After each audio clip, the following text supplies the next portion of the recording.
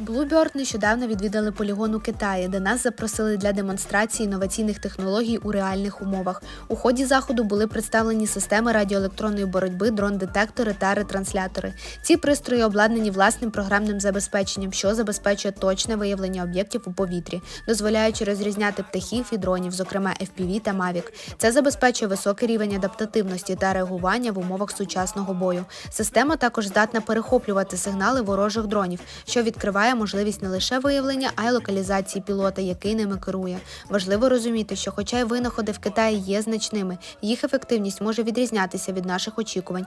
Тому ми, спостерігаючи за провідними країнами, зосереджуємось на розвитку власних технологій. Такі досягнення суттєво підвищують ефективність та забезпечують нові можливості для оборони. Підписуйтесь та дізнавайтесь про наші нові розробки в наших соціальних мережах.